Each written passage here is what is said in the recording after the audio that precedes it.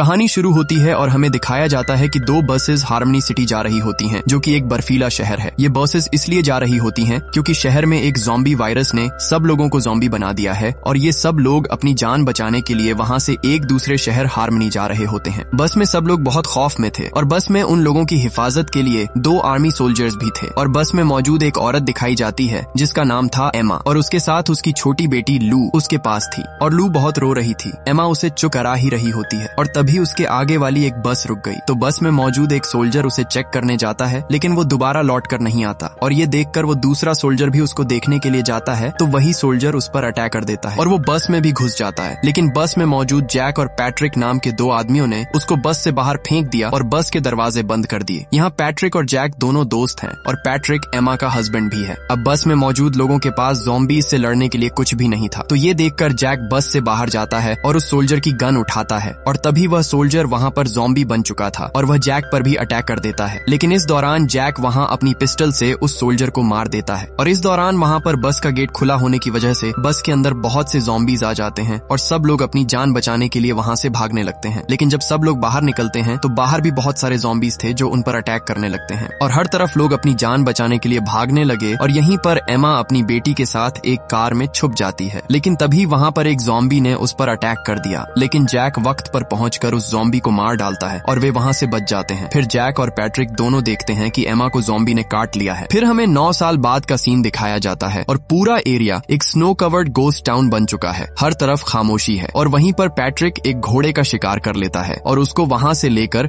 अपने टाउन की तरफ बढ़ रहा होता है और यहाँ पर अब जैक के साथ लू रह रही होती है। लू अब एक 9 साल की लड़की है। जैक और पैट्रिक दोनों एक दूसरे के नेबर थे। लू को ये लगता है कि उसका फादर जैक है, लेकिन असल में उसका फादर पैट्रिक है। अब इधर पैट्रिक उस घोड़े के गोश्त से अपने लिए खाना बना रहा होता है और अपने डॉग के साथ दोनों खाना खाने लगते हैं। अब घर में पैट्रिक बिल्कुल अकेला होता है, जिसकी वजह से वो अपने रेडियो में खुद से ही बातें करता रहता था और दूसरी तरफ जैक और लू अपने घर में खुशी से रह रहे होते हैं और जैक अपने घर के लिए खाना अपने टाउन के पास एक छोटी सी शॉप से लेकर गुजारा करता है और जब सुबह होती है तो लू उस डॉग को, जो कि पैट्रिक का डॉग था, उसके लिए बिस्किट लाती है और उस डॉग के साथ खेलती है। अब जैक अपनी राइफल से वहाँ पर निशानेबाजी कर रहा होता है कि तभी लू उससे ये कहती है कि मैं भी ट्राई करूं, लेकिन लू को वह साफ साफ मना कर देता है। रात हो जाती है और जैक लू को एक बॉक्स देता है जिसमें उसकी माँ की पुरानी चीजें पड़ी होती हैं और ये सब देखकर वह बहुत खुश होती है और तभी वहाँ से उसे कुछ आवाज सुनाई देती है। असल में ये सॉन्ग उसकी बर्थडे का होता है, जो कि पैट्रिक ने अपने स्पीकर पर उसकी बर्थडे के लिए लगा दिया था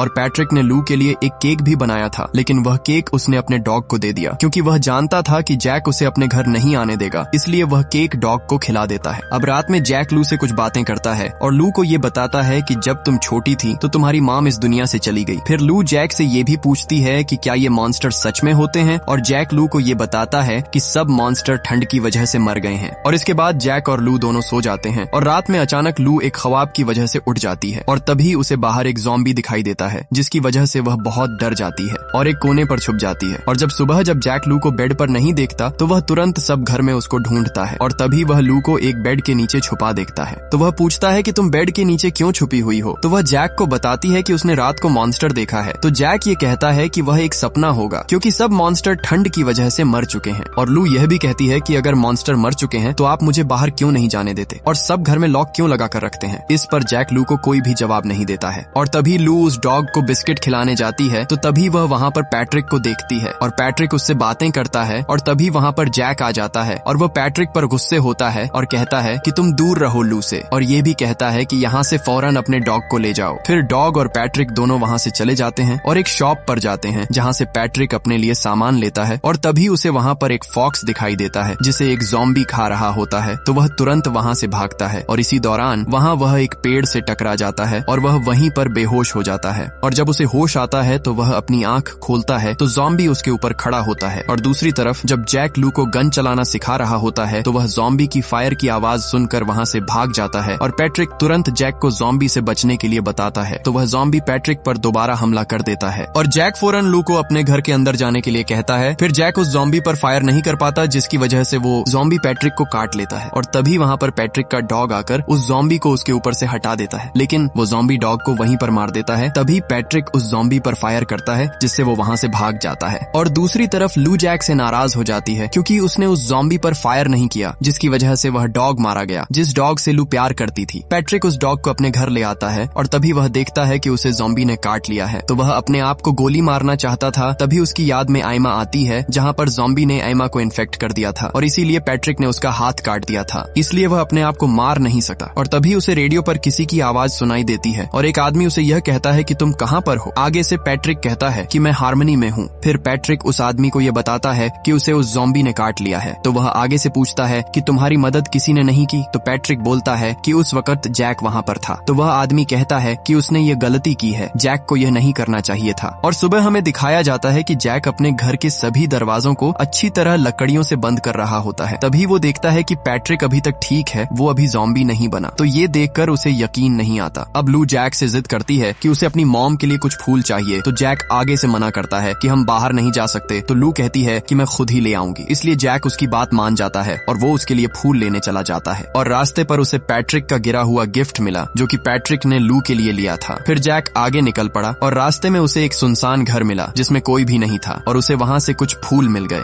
दूसरी तरफ पैट्रिक घर में बैठा होता है और तभी उसे रेडियो से उस आदमी की आवाज सुनाई देती है जो उसे ये कह रहा था कि तुम उस जैक को मार दो क्योंकि जैक ने उसकी मदद नहीं की। लेकिन पैट्रिक उसे साफ साफ मना कर देता है। अब जैक घर आकर लू को वो फूल देता है और लू ये फूल देखकर बहुत खुश हो जाती है और कुछ फूल अपनी मॉम की पिक्चर पर रख देती है और कुछ फूल घर से बाहर लेकर उस डॉग की कब्र पर रख देती है। और उसी दौरान वहाँ पर वो ज़ॉम्बी आ जाता है और लू पर अटैक करता है। लेकिन वहाँ पर जैक आ जाता है और उस ज़ॉम्बी को मारने लग जाता है और जैक को भी वो ज़ॉम्बी इंजर्ड कर देता है। लेकिन जैसे तैसे करके जैक ने ज़ॉम्बी को मार मार कर बेहोश कर दिया। फिर जैक लू के पास गया और इसी दौरान वो ज़ॉम्बी दोबारा उस पर हमला करने वाला होता है कि पैट्रिक उस ज़ॉम्बी पर फायर करके मार देता है। अब रात में जब जैक को होश आता है तो उसे घर में लू नहीं मिलती। तो वो लू को ढूंढने के लिए पैट्रिक के घर आ गया जहाँ पैट्रिक ने उस ज़ॉम्बी के दोनों हाथ काट कर उसे बांध रखा था। पैट्रिक जैक को ये बताता है कि हमें ये लग रहा था कि ये ठंड की वजह से मर जाते हैं, लेकिन ये लोगों ने ठंड में भी सर्वाइव करना सीख लिया है जिससे अब ये ठंड में भी रह सकते हैं और ये अपनी आंखों से बिल्कुल नहीं देख पाते और अब इनकी सुनने की शक्ति ज्यादा हो गई है। पैट्रिक जैक से कहता है कि मुझे इसके काटने पर इसलिए कुछ नहीं हुआ क्योंकि हम नेचुरली इम्यून हैं, इसलिए अब इनके काटने से हमें कुछ भी नहीं होगा। यहीं पर जैक बहुत उदास होता है क्योंकि लू अभी तक उसे नहीं मिली। लेकिन तभी वहाँ एक कमरे से लू आ गई और ये देख जैक बहुत खुश हो जाता है और जैक लू को वापस अपने घर में ले जाता है। अब रात में जब पैट्रिक अपने घर में होता है तो तभी लू रेडियो पर उसे बात करती है और उसे कल रात अपने घर में डिनर करने के लिए इनवाइट करती है। अब उस रात पैट्रिक लू के घर पर आता है लेकिन लू उसे पहचान नहीं पाती क्योंकि उसने अपनी हालत चेंज कर ली थी और फिर लू खुश होकर पैट्रिक के गले लग जाती है। अब जैक ने भी पैट्रिक को वो गिफ्ट दे दिया था जो कि रास्ते में उसे गिरा हुआ मिला था। फिर पैट्रिक लू को वो गिफ्ट देता है और लू यह देखकर और भी खुश हो जाती है। अब रात में जैक, पैट्रिक और लू डिनर कर रहे होते हैं। इसके बाद पैट्रिक लू को कुछ कहानियां सुनाता है और लू उसकी गोद में सो जाती है। फिर जैक पैट्रिक से कहता है कि तुम्हें हमारी मदद करनी होगी जिससे हम सब इन ज़ॉम्बीज से बच सकें। तो पैट्रिक आगे से कहता है कि क्यों नहीं, मैं तुम्हारी मदद के लिए तैयार हूँ। और पैट्रिक जैक से कहता है कि मेरे पास एक ट्रक है जिससे हम यहाँ से निकल सकते हैं। लेकिन जैक पैट्रिक को मना कर देता है और ये कहता है कि नहीं, हमारे लिए ये जगह सही है। और फिर पैट्रिक वहाँ से चला जाता है। इसके बाद सीन फ्लैशबैक में दिखाया जाता है कि पैट्रिक अपनी वाइफ के ना होने की वजह से अब ड्रिंक कर रहा होता है। असल में पैट्रिक इसलिए ड्रिंक करता है क्योंकि वह अपनी वाइफ को ज़ॉम्बी बनने से बचा नहीं सका, इसलिए वह ड्रिंक करने लगा था। तभी वहाँ पर जैक आता है और ये देखकर वह पैट्रिक को बहुत मारता है और लू भी वहाँ पर अकेली रो रही होती है, इसलिए जैक लू को वहाँ से अपने घर ले जाता है। अब अगली सुबह जैक और लू पैट्रिक के पास आ जाते हैं। अब जैक, पैट्रिक और लू वहाँ एक शॉप पर आ जाते हैं जहाँ से वो पहले अपना खाने का सामान लिया करते थे। सामान लेने के बाद जब वो बाहर आते हैं तो लू वहाँ पर एक औरत को देखती है और पैट्रिक उसके पास आता है तो वह बहुत डरने लगती है और पैट्रिक उसे वहाँ से अपने घर ले आता है। और अब लू अपने सवा उस घर में दूसरी लड़की को देखकर बहुत खुश हो जाती है। अब उस लड़की को होश आता है और वह ये बताती है कि वह 1 साल तक इस इलाके में ही छुपी रही। उसके पेरेंट्स और उसका भाई भी वहाँ थे और जब वह अपनी जान बचाने के लिए दूसरी तरफ निकल पड़ी तो तभी रास्ते में उसके पेरेंट्स और उसका भाई ज़ॉम्बीज से मारे गए। तभी उस लड़की को उस ज़ॉम्बी की आवाज सुनाई देती है तो वह पैट्रिक की गन लेकर वहाँ से बाहर आती है और उस ज़ॉम्बी को हेडशॉट कर देती है, जिससे पैट्रिक को यह पता चलता है कि ज़ॉम्बी को हेडशॉट करने से मारा जा सकता है। तभी उस ज़ॉम्बी ने मरते वक्त अपनी आवाज से बाकी सब ज़ॉम्बीज को बुला लिया था और इस वजह से जैक और पैट्रिक अपने घर के दरवाजे और खिड़कियां बंद करने लग गए और घर में रखे कुछ हथियार भी तैयार करने लगे जिससे वो उन ज़ॉम्बीज को मार सकें। अब ज़ॉम्बीज उनके घर के आसपास आ जाते हैं और यह सब देखकर जैक लू को घर के बेसमेंट में छुपाकर बेसमेंट का दरवाजा बंद कर देता है। दूसरी तरफ सभी ज़ॉम्बीज घर के चारों कोनों में से घर में घुसने लगते हैं और तभी एक ज़ॉम्बी लू के पास आ जाता है और पैट्रिक लू को बचाने के लिए दरवाजा खोलता है। तभी वह ज़ॉम्बी उस पर हमला कर देता है और जैक भी वहाँ सब ज़ॉम्बीज को शॉट कर रहा होता है। दूसरी तरफ वह लड़की घर में म्यूजिक को फुल वॉल्यूम में चला देती देती है, जिससे उन ज़ॉम्बीज को दर्द होने लगता है और इसका फायदा उठाकर वह लड़की भी उन ज़ॉम्बीज को मारने लग जाती है। अब जैक भी सभी ज़ॉम्बीज को मार रहा होता है। अब लू रेडियो के पास आती है और उसे एक आवाज सुनाई देती है जिस पर कहा जाता है कि स्प्रिंग फॉल एक सेफ जगह है जहां ज़ॉम्बीज से बचा जा सकता है। अब पूरे घर में म्यूजिक बंद हो जाता है क्योंकि जनरेटर में फ्यूल खत्म हो जाता है और वे ज़ॉम्बीज फिर से पूरे घर के अंदर दाखिल होने लगते हैं। दूसरी तरफ लू सबको यह बताती है कि रेडियो ट्रांसमिशन में यह कहा गया है कि स्प्रिंग फॉल एक सेफ जगह है जहां पर इन ज़ॉम्बीज से बचा जा सकता है, जो कि यहाँ से लगभग 50 मील दूर है।